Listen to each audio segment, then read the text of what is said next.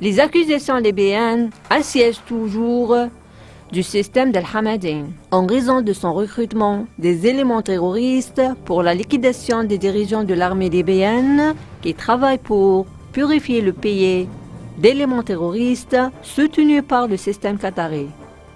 Où le juriste et le chercheur libyen Siraj Al-Tawarri a confirmé que toutes les épreuves et les documents mènent au même pays. Il y a des officiers qataris ont supervisé l'assassinat d'un grand général de l'armée libyenne à travers des enregistrements. Al-Tawarri a dit que nous avons les preuves contre Qatar par les enregistrements, exhorte la meurtre du général libyen. Il existait une confession que les gens de renseignement. Al-Tawarri a dit que nous avons les preuves contre Qatar par l'enregistrement, exhorte la meurtre du général libyen. Il existait une confession que les agents de renseignement qataris a supervisé le processus de torture le général libyen et découpé son corps. Il a souligné que des centaines de personnes sont arrêtées par l'armée nationale. Il avait reconnu de recevoir un soutien financier et des armes du Qatar, en soulignant qu'on avait des preuves confirment le soutien qatari aux terroristes qu'il existe là-bas. Les éléments terroristes d'Al-Hamadine et la chaîne d'Al Jazeera qualifient des terroristes comme révolutionnaires, où la chaîne a qualifié l'un des terroristes qui a perpétré un attentat à la bombe dans la capitale comme un révolutionnaire et un héros.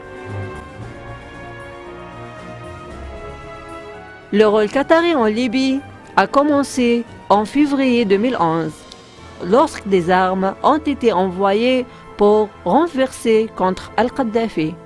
Il les poursuit après le renversement du système libyen pour soutenir les terroristes, afin de renforcer les frères musulmans et d'autres groupes terroristes dans la région arabe.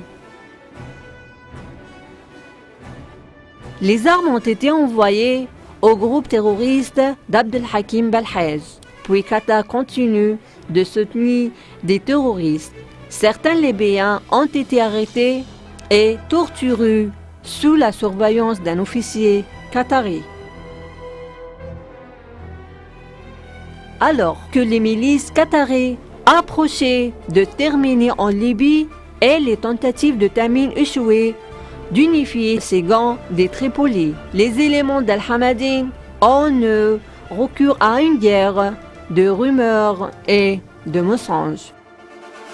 Al-Hamadine continue de défendre sur les derniers éléments en Libye après avoir ordonné ses milices dans la capitale de soutenir le gouvernement du frère Fayez Sarraj.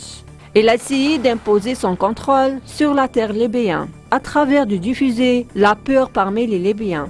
Lors des opérations terroristes, mais les gens libyens ont dirigé un grave coup au système qatari après qu'il soit sorti pour soutenir le maréchal Khalifa Haftar dans son plan de terminer les opérations malveillantes qatari en Libye.